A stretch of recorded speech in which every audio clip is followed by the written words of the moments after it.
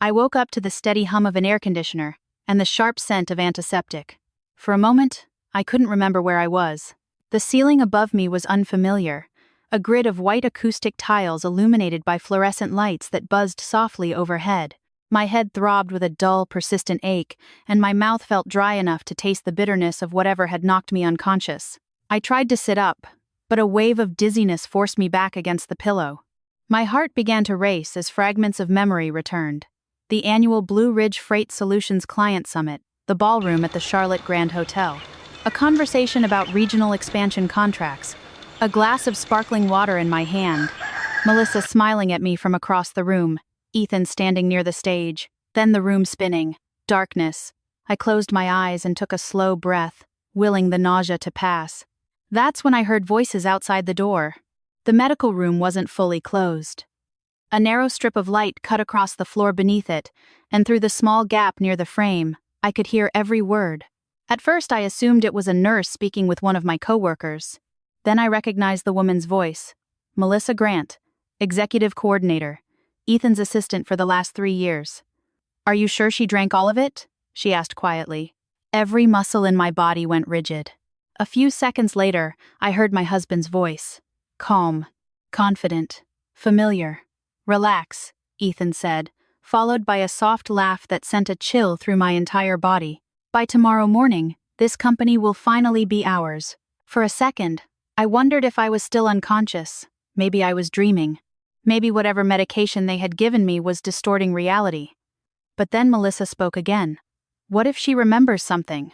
There was a brief pause before Ethan answered. "She won't. Just stick to the plan." The plan. Those 3 words hit harder than the headache pounding behind my eyes. Not an accident. Not concern. Not confusion. A plan. My pulse hammered against my ribs as I forced myself to remain still. I had spent 16 years married to Ethan Hayes. 16 years believing I knew him better than anyone else in the world. We met when I was 28 and he was 30. He was charming, ambitious, and full of ideas about building a better future. Back then, I believed we were building that future together. Now I lay motionless in a company medical room listening to my husband discuss a plan that somehow involved me collapsing in the middle of a client event. Melissa lowered her voice. "I still can't believe this is actually happening." Ethan chuckled softly. "You'll believe it tomorrow." I slowly moved my hand toward the nightstand beside the bed.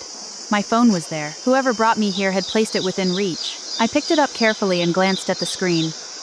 8:37 p.m. Only 23 minutes had passed since I lost consciousness. The voices continued outside. "What if Daniel finds something?" Melissa asked. "Daniel Brooks, my attorney. My father's attorney before that." Ethan sounded unconcerned. "He won't. Lauren trusts me. She always has." I felt something inside me crack. Not because he was wrong, because he was right.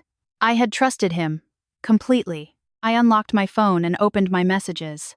7 months earlier, I hired Daniel to quietly review several irregularities I'd discovered inside Blue Ridge Freight Solutions. Missing funds, unusual vendor payments, contracts approved without my knowledge. At first, I thought they were accounting errors. Then I thought someone in finance was making careless mistakes, but my instincts kept telling me something wasn't right. Every time I asked Ethan about the discrepancies, he had an explanation ready. Supply chain fluctuations, delayed invoices, temporary consulting agreements. His answers always sounded reasonable. Until now, I opened my message thread with Daniel and typed 4 words. Execute contingency plan. My finger hovered over the send button for one brief moment before I pressed it. 3 dots appeared almost immediately. Daniel was still awake. His response arrived seconds later. Understood. Stay calm. Nothing more. Nothing less. Exactly what we agreed on months ago if my worst fears were ever confirmed. I locked the screen and placed the phone back on the nightstand. Footsteps approached. I closed my eyes and slowed my breathing. The door opened quietly. I heard Ethan walk into the room. His expensive dress shoes clicked softly against the tile floor before stopping beside the bed. A moment later, I felt his hand wrap around mine. "Lauren?" he said softly. His voice carried the exact amount of concern a devoted husband should have. Perfectly measured, perfectly convincing. Thank God. I forced my eyelids open slowly, blinking as if I were still disoriented.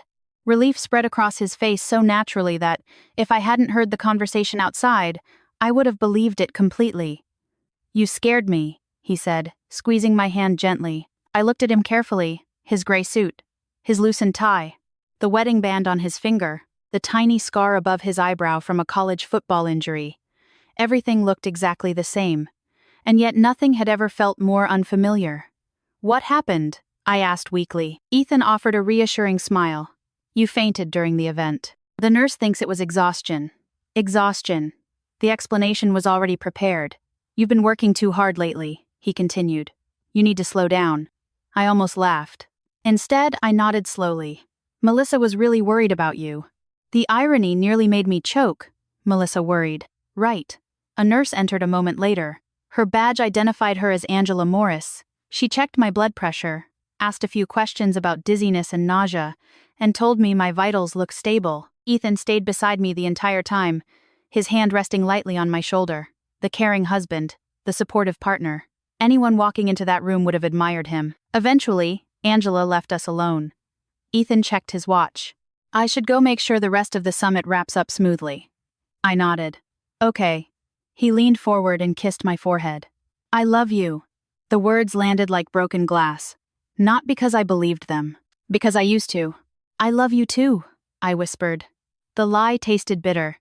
After he left, I sat quietly in the empty room, staring at the wall as the reality of what I'd heard settled over me.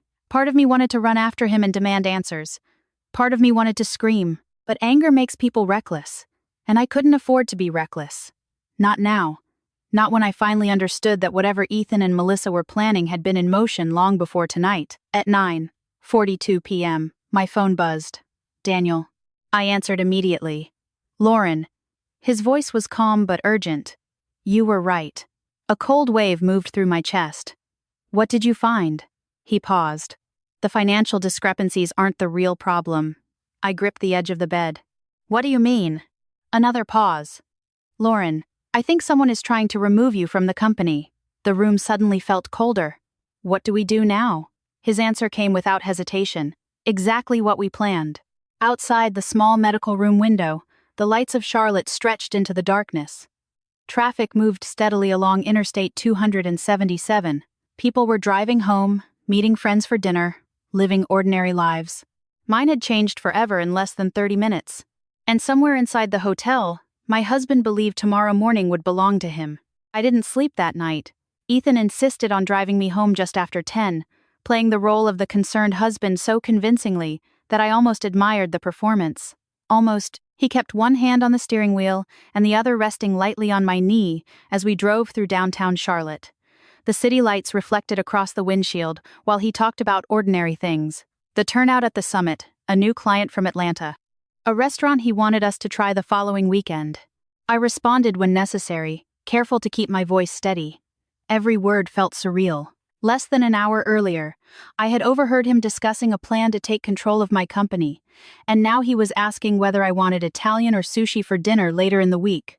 The disconnect was so profound it made me question my own memory. But every time doubt began to creep in, I heard his voice again. "By tomorrow morning, this company will finally be ours." The sentence replayed in my head the entire drive home. When we pulled into our driveway, Ethan rushed around to open my door. He wrapped an arm around my shoulders and guided me inside as though I might collapse at any moment. The concern looked genuine. That was the terrifying part. He wasn't a bad actor pretending to be a good husband. He was an excellent actor pretending to be a good man. Upstairs, he helped me into bed and brought me a glass of water. "You need to rest," he said softly. "Tomorrow can wait. Tomorrow." The word lingered between us. Whatever he and Melissa planned, it depended on tomorrow. I forced myself to smile. "You're right." He leaned down and kissed my forehead. "I'll sleep in the guest room tonight in case you need quiet." Thoughtful, considerate, strategic. Every gesture suddenly carried a second meaning. I waited until I heard the guest room door close before reaching for my phone. A new message from Daniel was waiting. "Call me when you're alone." I slipped out of bed, locked the bathroom door behind me, and pressed his number. He answered before the first ring finished. "How are you feeling?" he asked. "Angry." A soft laugh escaped him. "Good. Anger keeps people alert." I sat down on the edge of the bathtub. "Tell me what you found." Papers rustled on his end of the line. Over the last 14 months, more than $1 million moved through 3 consulting firms connected to Blue Ridge Freight Solutions. My breath caught. 1 million? Possibly more. We're still tracing everything. I closed my eyes. Who owns them? Silence. Then Daniel answered. One company is registered under a holding corporation in Delaware. The second belongs to a trust managed by Melissa Grant. The third traces back to Ethan. My hand tightened around the phone. Suspecting something was wrong had been painful. Hearing confirmation was worse. Suspicion leaves room for hope. Facts don't. Are you certain? I asked quietly. I wouldn't say it if I wasn't. For several seconds, neither of us spoke. The bathroom suddenly felt smaller. The air felt thinner. 16 years of marriage. 16 years of memories. Vacations. Holidays. Long conversations about the future. Had any of it been real? Daniel broke the silence. There's something else. My stomach tightened. What? The medical report from tonight came back. Every nerve in my body went alert. And? The nurse ran standard toxicology screening because you lost consciousness unexpectedly. I gripped the edge of the sink. What did they find? His voice lowered. Traces of a prescription sedative. I stopped breathing for a moment. That's impossible. Have you taken any medication recently? No. Sleeping pills? Never. Silence stretched between us. Neither of us needed to say what we were both thinking. Someone had put it there. Daniel, I whispered. They didn't just want to steal from the company. No, he said quietly. I don't think they did. I looked at my reflection in the bathroom mirror. My face was pale. My eyes looked older somehow. What do we do now? Exactly what we planned. You act normal. You tell no one what you know. You let them believe their plan is working. Fear settled heavily in my chest. And if they realize I know, then we move faster. I barely slept after that. Every time I closed my eyes, I saw Ethan standing beside my hospital bed holding my hand. I heard him telling me he loved me. I heard Melissa asking if I remembered anything. Around 3 a.m, I gave up trying to sleep and sat by the bedroom window watching the lights of Charlotte flicker in the distance. For years, I thought betrayal arrived like a thunderstorm, loud, obvious, impossible to ignore. I was wrong. Betrayal arrives quietly. It sits beside you at dinner. It sleeps in the room across the hall. It kisses your forehead and tells you everything will be okay. By morning, I had made a decision. Whatever happened next, I would not let Ethan see me break. At 7:15, the bedroom door opened, and he walked in carrying a tray with coffee, fruit, and toast. The picture-perfect husband routine continued. Morning. Beautiful. He smiled exactly the way he always had. The same smile that once made me feel safe now made my skin crawl. He set the tray beside me and sat down on the edge of the bed. How are you feeling? I picked up the coffee cup but didn't drink from it. Not this time. Better. Relief flashed across his face. Or maybe satisfaction. I wasn't sure anymore. Good. You had me worried. I looked at him carefully. Did I? For the briefest moment, something shifted in his expression. Then it disappeared. Of course you did. He reached for my hand. You've been carrying too much lately. There it was again. The exhaustion narrative. The explanation they planned to use. You need to slow down, Lauren. I nodded thoughtfully. Maybe you're right. The words seemed to relax him. Good. Let him think I believed him. Let him think I was vulnerable. His phone buzzed. He glanced down instinctively before turning the screen away from me. But not quickly enough. I saw Melissa's name. His eyes met mine. For one brief second, neither of us spoke. Then he smiled. Work stuff. I smiled back. Of course. He stood up. I have to head to the office. Get some rest. He kissed my forehead again. Always the forehead. Always careful. Always controlled. The moment I heard his car leave the driveway, I called Daniel. He answered immediately. Anything new? I asked. Quite a bit.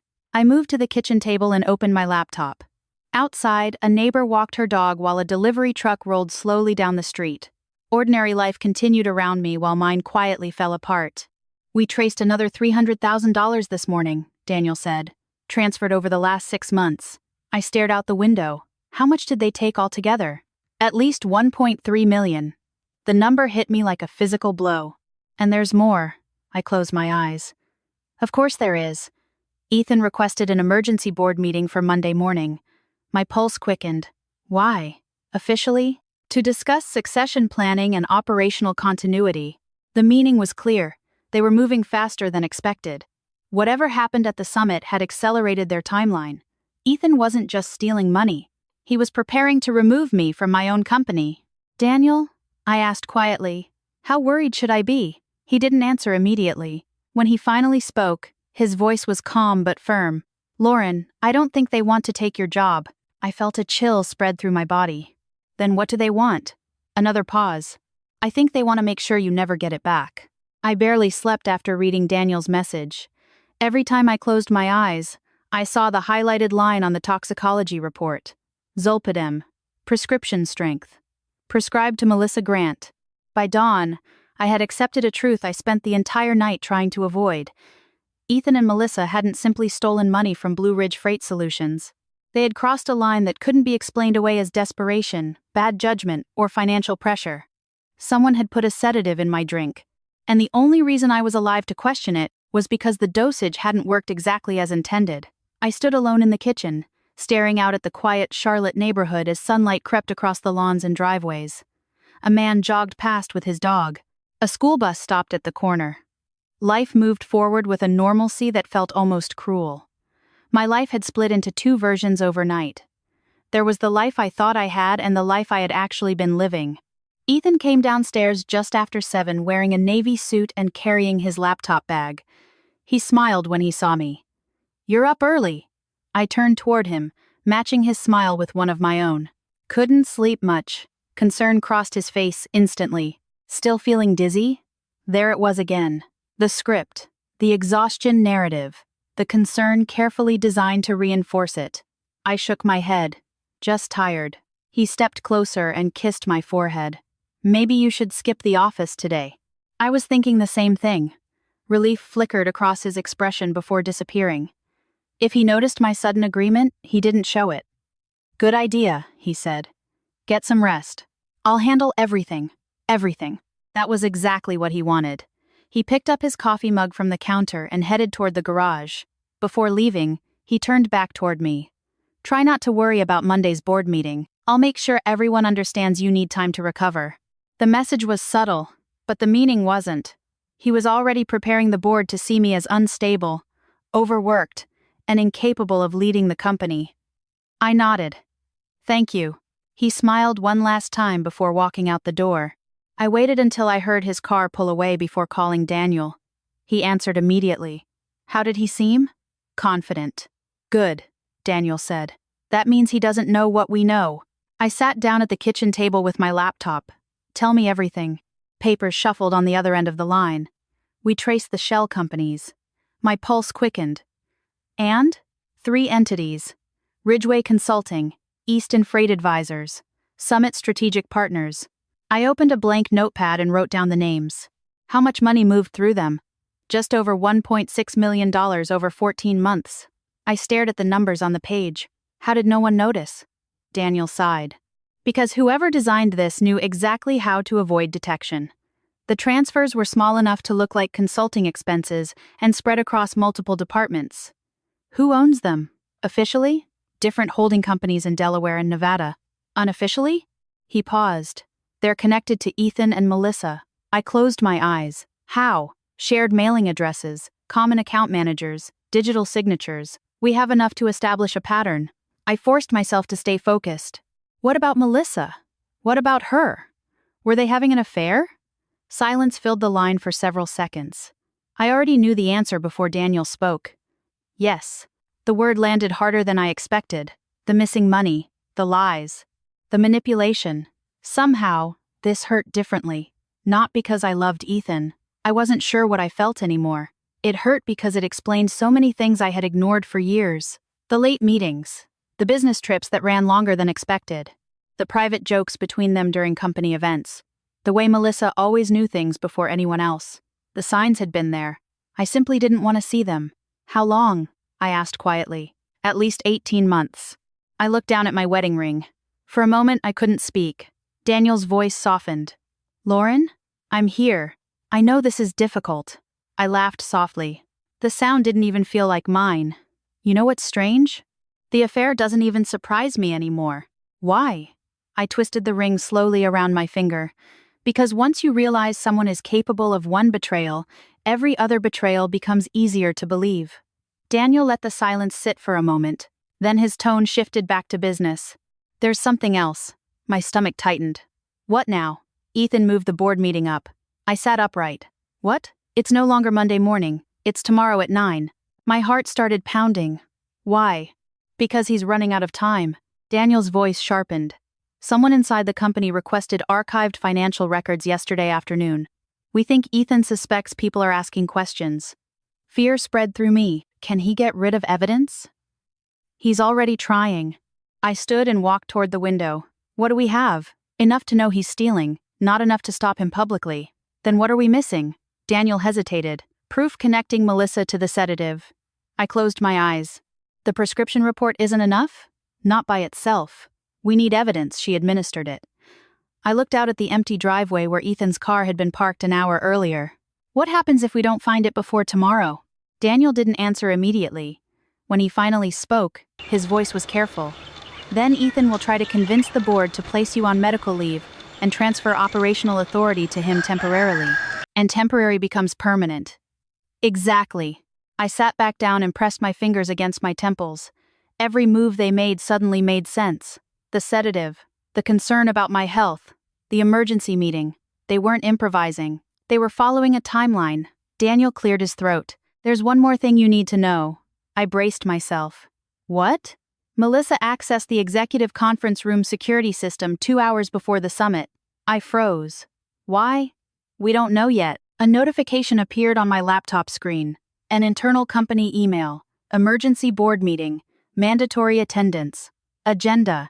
Executive leadership continuity and organizational stability. Ethan's name appeared beneath the announcement. I clicked the attachment and read the final line twice. Due to recent health concerns involving Chief Operations Officer Lauren Hayes, the board will discuss temporary leadership restructuring. I stared at the screen until the words blurred together. He wasn't waiting for me to step aside. He was already pushing me out. My phone buzzed with a new message from Daniel. A single sentence appeared on the screen. We just got access to the hotel surveillance footage. I stared at Daniel's message for several seconds before calling him back. He answered immediately. Tell me you found something. I could hear movement in the background, papers shuffling, keyboards clicking, the controlled chaos of a law office racing against a deadline. We're reviewing the footage now, he said. Can you get here? I looked at the clock on the kitchen wall. 8:42. The emergency board meeting was less than 24 hours away. I'm leaving now. The drive into downtown Charlotte felt strangely unreal. Traffic moved as it always did. People stopped for coffee. Construction crews worked on sidewalks. The world continued without acknowledging that mine had collapsed. I kept replaying the previous 48 hours in my mind. Ethan's concern. His careful touches. The kisses on my forehead. Every memory now carried a second meaning. By the time I parked outside Daniel's office, my hands were shaking. His assistant led me directly into a conference room where 3 laptops sat open across a long oak table. Daniel stood beside one of them with his sleeves rolled up. He looked exhausted. We pulled footage from 6 different cameras at the hotel, he said without wasting time. Most of it was useless. My heart sank. Most of it? He nodded toward the screen. Not all of it. I moved closer as he pressed play. The video showed the ballroom during the client summit. Guests walked between tables. Servers carried trays of drinks. At first, nothing seemed unusual. Then the timestamp caught my attention. 7:08 p.m. 22 minutes before I collapsed. Melissa entered the frame carrying a tablet. She stopped beside a table near the stage where several drinks had been placed for executives. She looked around once. Then again. My pulse quickened. Daniel paused the video. Watch her left hand. He rewound a few seconds and zoomed in.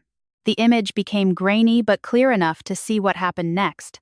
Melissa reached into her purse, removed a small object, and emptied something into one of the glasses. My glass. She stirred the drink with a cocktail straw and stepped away just as another employee approached. The room went silent. For a moment, I couldn't breathe. There it was. The truth. Not suspicion. Not instinct. Proof. My knees felt weak, and I lowered myself into a chair. Daniel stopped the video. We've already made copies and secured the original files. I stared at the frozen image of Melissa on the screen. She didn't even hesitate. Daniel sat down across from me. People rarely do when they believe they're going to win. I looked up at him. Can we take this to the police? We can. But timing matters. I frowned. What does that mean? He folded his hands together. If we move now, Ethan will know exactly what we have before tomorrow's meeting. He'll shift strategies. He'll blame Melissa. He'll claim ignorance. He'll buy time. I understood immediately. We needed him to walk into that boardroom believing he still controlled the narrative. My phone buzzed on the table. Ethan. I stared at his name on the screen while my stomach twisted. Daniel glanced at the phone. Answer it. I took a breath and accepted the call. Hey. Ethan's voice sounded warm, relaxed. How are you feeling? I closed my eyes briefly. A little better. Good. He paused. I know tomorrow might feel overwhelming, but I want you to know I'm here for you. I almost laughed at the absurdity of it. Instead, I kept my voice soft. Thank you. The board just wants to make sure you're okay. No one's questioning your abilities. Another lie. I appreciate that. He lowered his voice slightly. Maybe this is an opportunity for you to step back for a while. Let me carry the pressure. I looked at the paused image of Melissa on the screen. Maybe you're right. Relief flooded his voice instantly. I think it's the best thing for both of us. Both of us. The words made me feel cold. We ended the call a minute later. Daniel leaned back in his chair. He thinks you're giving up. Good. My voice surprised me. It sounded calmer than I felt. Stronger. Daniel studied me for a moment. There's something else you need to see. He opened a file on another laptop. Trust agreements. Legal filings. Documents. I vaguely remembered signing after my father's death 8 years earlier. What am I looking at? Daniel slid one document toward me. Your father created the Hayes family trust before he died. I scanned the pages. Confusion giving way to recognition. My father's signature appeared at the bottom. I remember this, but I never really paid attention. Daniel nodded. Most people don't. He pointed to a highlighted section. Blue Ridge Freight Solutions isn't controlled by individual shareholders. I looked up at him. What? The controlling interest belongs to the trust. My mind struggled to catch up. Meaning? For the first time since this nightmare began, Daniel smiled. Meaning, Ethan can never control the company. I stared at him. Never? Not without approval from the independent trustees. And you aren't the only trustee. I looked back at the document. My father, even after all these years, he had protected me in ways I never understood. Does Ethan know this? Daniel's smile disappeared. No. I leaned back in my chair, trying to absorb the realization. Ethan and Melissa had spent months stealing money, manipulating records, drugging me, and planning a boardroom takeover, all for something they could never legally possess. For the first time in 2 days, I felt something that wasn't fear, hope. It didn't erase the betrayal or the pain, but it changed the balance of power. They thought tomorrow's meeting would end my career. Instead, it would expose everything they had done. Daniel checked his watch. There's still one problem. The hope faded slightly. What? We know Melissa drugged you. We know Ethan benefits from removing you, but we need to connect them directly. My phone buzzed again. This time it was a calendar notification. Emergency board meeting, 9 a.m. Tomorrow. I looked at the screen, then back at Daniel. What if we don't find the connection in time? He didn't answer immediately. He simply turned one of the laptops toward me. A new email had arrived from Ethan less than 60 seconds earlier. Subject line: Temporary Leadership Transition Proposal. Attached were draft documents transferring operational authority to him during my medical leave. I stared at the screen as a cold realization settled over me. He wasn't waiting for the board meeting to ask for power. He had already prepared the paperwork. Daniel opened the attachment and read silently for several seconds before looking up at me. Lauren, he said carefully. He drafted these documents 3 weeks ago. I didn't sleep the night before the board meeting. I sat alone in my home office with my father's trust documents spread across the desk, while the city lights of Charlotte flickered beyond the windows. Every few minutes, I found myself rereading the same sentence highlighted by Daniel. The controlling interest in Blue Ridge Freight Solutions could not be transferred, reassigned, or assumed, without unanimous approval from the independent trustees. My father had protected the company years before I realized it needed protection. He had seen something I hadn't. Maybe he understood that businesses aren't destroyed by competition. They're destroyed by misplaced trust. Just after midnight, Daniel called. We have one more piece of evidence. I sat up straighter. What is it? Hotel access logs. My pulse quickened. And? Melissa used her employee credentials to enter the executive conference room storage area 30 minutes before the summit started. I closed my eyes. What's in the storage area? The beverage station for executives and keynote speakers. The final missing piece clicked into place. We now had the toxicology report, the prescription records, the surveillance footage, and the access logs. More importantly, we had a timeline. Melissa had the means. Ethan had the motive. Daniel lowered his voice. They've built this plan around one assumption, that I'm too weak to fight back. Exactly. I looked at the trust documents one last time before placing them back into the folder. Then let's disappoint them. I arrived at Blue Ridge headquarters the next morning before sunrise.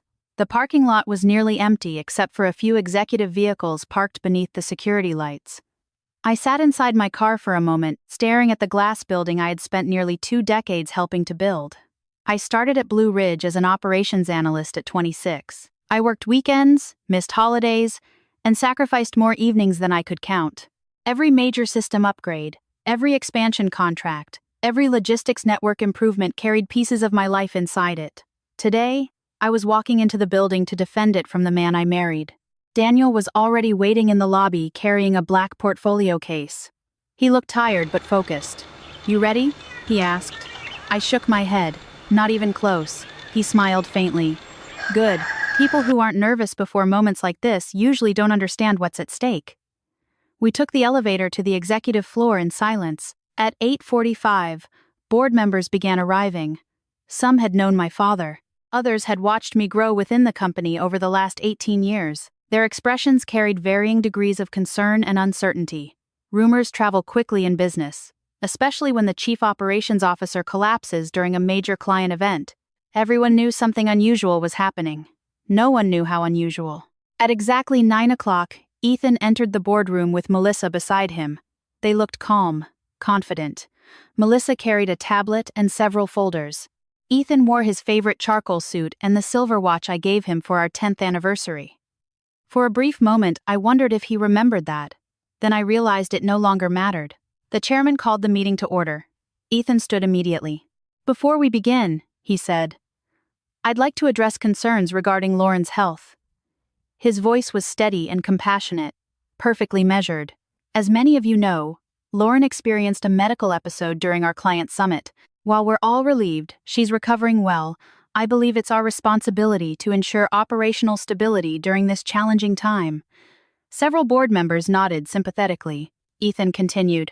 Over the last year, Lauren has carried an extraordinary workload. She's dedicated herself completely to this company, often at the expense of her own well-being. He paused and looked directly at me. I think she deserves the opportunity to focus on her health without the burden of day-to-day operations. Melissa distributed folders around the table. I already knew what they contained. Temporary leadership transition agreements. Succession plans. The documents Ethan drafted 3 weeks earlier. He wasn't improvising. He was following a script. Therefore, he said, I recommend that the board appoint interim leadership until Lauren is ready to return. The chairman turned toward me. Lauren, would you like to respond? I stood slowly, keeping my expression calm. Actually, I agree with Ethan about one thing. I saw relief flash across his face. Good. Let him believe he was winning. This company does deserve stable leadership. Ethan smiled slightly. Melissa relaxed in her chair. Then I continued. Which is why we're going to discuss the people who have been stealing from it. The room fell silent. Ethan's smile disappeared instantly. Melissa froze. Daniel opened his portfolio case and began distributing documents. Over the last 14 months, I said, more than $1.6 million was diverted through 3 shell companies disguised as consulting vendors. Several board members flipped through the records with growing confusion. One adjusted his glasses and leaned closer to the financial statements. Another looked directly at Ethan. These transactions were approved through your office, I said. Ethan shook his head immediately. That's ridiculous. His voice remained controlled, but I could hear the tension beneath it. There must be some mistake. Daniel connected his laptop to the boardroom screen. We anticipated that response. Bank records appeared, transaction histories, corporate filings, ownership structures linking the shell companies to Ethan and Melissa. The room grew quieter with each slide. Melissa's face drained of color. Ethan shifted in his seat. "These documents prove nothing," he said. "Consulting relationships can be complicated." Daniel nodded. "You're absolutely right." He clicked to the next slide. Email chains appeared on the screen: internal approvals, digital signatures, transfer authorizations. The timestamps matched perfectly. Ethan stood abruptly. "This is completely inappropriate." I looked at him calmly. "You drugged me." The words landed heavily in the silence. Ethan's expression hardened. "Lauren, you're not thinking clearly." Melissa lowered her eyes. "Interesting." She wasn't looking at me. She wasn't looking at the board. She was looking at Ethan, waiting for him to save her. Daniel pressed another button. The surveillance footage filled the screen. Every eye in the room turned toward it. Melissa appeared walking toward the executive beverage station. She looked around twice before reaching into her purse and pouring something into a glass. "My glass." No one spoke. The footage continued for another 15 seconds before freezing on the image of Melissa holding the small vial in her hand. One board member covered his mouth. Another leaned back in disbelief. Ethan stared at the screen without moving. Melissa looked like she might faint. "The toxicology report confirmed the presence of prescription-strength zolpidem in Lauren's system," Daniel said quietly. "The prescription belongs to Melissa Grant." Melissa turned toward Ethan. Panic flashed across her face. "You said they wouldn't find it." Ethan's head snapped toward her. For one brief moment, neither of them remembered anyone else was in the room. The silence that followed felt endless. Then Ethan spoke. "Don't do this." Melissa stared at him. "You told me it was harmless." The boardroom erupted with questions. The chairman slammed his hand against the table. "Enough." Ethan stood frozen beside his chair. Melissa looked ready to run. I thought that would be the moment I felt triumph. Instead, I felt something else entirely. Relief. Relief that I was no longer carrying the weight of their secrets. Relief that the truth no longer belonged only to me. The chairman turned toward Ethan. "Do you have anything to say?" For the first time since I met him, Ethan looked exactly what he was. Not confident, not charming, not in control, just afraid. Before he could answer, the boardroom doors opened behind him. 2 investigators stepped inside, badges visible at their waists. One carried a folder. The other looked directly at Ethan and Melissa. "Mr. Hayes, Miss Grant, we'd like to speak with you regarding an ongoing criminal investigation." The room remained silent long after the investigators escorted Ethan and Melissa out of the boardroom. No one moved. No one spoke. For years, the people sitting around that table had trusted Ethan. They had celebrated his promotions, praised his leadership, and believed the image he worked so carefully to create. Watching that image collapse in real time left everyone struggling to process what they had just witnessed. I understood the feeling because I had been living with it for days. The chairman of the board finally broke the silence. "Lauren, on behalf of everyone here, I'm sorry." I nodded, but the words barely registered. There are moments in life when apologies arrive too late to change anything. This was one of them. Daniel quietly gathered the remaining documents while board members reviewed the evidence one final time.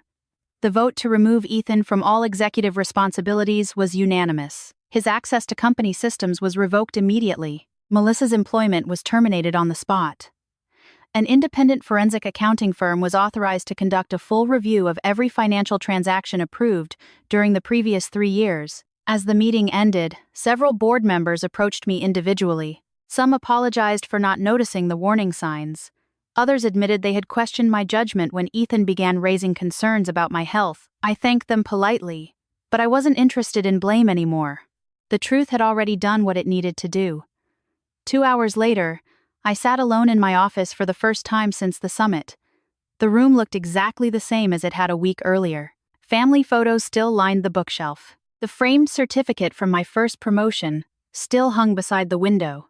My father's old compass still rested on the corner of my desk where he left it before retiring. Everything was familiar, yet nothing felt the same. My phone buzzed with a message from Daniel. "Charges have been filed." I stared at the words for several seconds before setting the phone down. For days, I had focused entirely on survival, gathering evidence, staying one step ahead, protecting the company. Now that the crisis was finally over, the emotions I had pushed aside returned all at once. Grief, anger, exhaustion. Not for the marriage itself. I realized that part of me had already let go. I grieved the version of my life I thought was real. I grieved the future I believed Ethan and I were building together. Most of all, I grieved the years I spent doubting my instincts because trusting someone felt easier than questioning them. A soft knock interrupted my thoughts. Daniel stepped into the office carrying a small envelope. The police recovered this from Ethan's home office. He placed it gently on my desk. My name was written across the front in my father's handwriting. I looked up at Daniel. "What is it?" He shook his head. "I think your father wanted you to open it when you needed it most." After he left, I carefully unfolded the letter inside. The paper was yellowed at the edges. The handwriting was unmistakably his. "Lauren, if you're reading this, then someone you trusted has mistaken your kindness for weakness. I know this because I made the same mistake once. Business isn't destroyed by competitors. It's destroyed when we ignore what our instincts are trying to tell us. You will spend your life believing that loyalty means giving people endless chances. It doesn't. Loyalty without accountability becomes permission. Love without boundaries becomes surrender. And trust without truth becomes danger. I created the trust not because I expected you to fail, but because I knew your greatest strength would also be your greatest vulnerability. You see the good in people long after they stop showing it to you. Never apologize for that. Just remember that protecting others should never require sacrificing yourself. I read the letter 3 times before folding it carefully and placing it back inside the envelope. For the first time since the summit, I cried. Not because Ethan betrayed me, not because Melissa lied to me. I cried because my father understood me so completely that he protected me years after he was gone. The criminal investigation lasted 9 months. During that time, forensic accountants uncovered more than $2 million in fraudulent transactions linked to Ethan and Melissa. Investigators found messages detailing their affair, plans to shift blame onto my declining health, and discussions about accelerating their timeline after I collapsed at the summit. Faced with overwhelming evidence, Melissa agreed to cooperate with prosecutors. Ethan refused. Even at the end, he insisted he was the victim. He blamed stress. He blamed financial pressure. He blamed Melissa. He blamed me. But for the first time in my life, his excuses no longer affected me. The court found him guilty of financial fraud, conspiracy, and aggravated assault. As he stood before the judge awaiting sentencing, he looked toward me only once. I expected anger, regret, shame. Instead, I saw confusion. He still couldn't understand why I chose the truth over protecting him. That realization gave me peace, because it reminded me that his choices belonged to him. My healing belonged to me. Blue Ridge Freight Solutions survived the scandal. Under the board's guidance, we implemented stronger financial controls, created independent oversight measures, and rebuilt trust with our employees and clients. The process wasn't easy, but recovery rarely is. 6 months later, I was appointed Chief Executive Officer. The title mattered less than what it represented. I wasn't leading the company because I had won a battle. I was leading it because I finally trusted myself enough to stop ignoring what I knew deep down all along. 1 year after the summit, I visited my father's grave for the first time since the trial ended. I placed his letter beside the flowers and sat quietly beneath the oak trees surrounding the cemetery. The wind moved gently through the branches overhead, carrying away the weight I had carried for far too long. I thought about everything that had happened. The lies, the fear, the betrayal, the evidence, the truth. And I realized something important. Healing doesn't begin when the people who hurt you face consequences. Healing begins when you stop making excuses for their behavior. It begins when you trust yourself enough to believe what you've seen. It begins when you understand that loving someone doesn't obligate you to tolerate their harm. I stood, brushed the grass from my hands, and smiled for the first time in a long while. Not because everything was perfect, not because the pain was gone, but because I had finally stopped carrying responsibilities that were never mine to begin with. If this story resonated with you, take a moment to ask yourself an honest question. Have you ever ignored your instincts because trusting someone felt easier than facing the truth? Have you ever mistaken loyalty for obligation, or convinced yourself that love meant enduring behavior that slowly broke you? Share your thoughts in the comments because someone reading your words may find the courage they need to choose themselves for the first time. And if you believe that truth matters, even when it's painful, don't forget to like this video, subscribe to the channel, and turn on notifications for more stories about resilience, justice, and the strength it takes to rebuild your life after betrayal.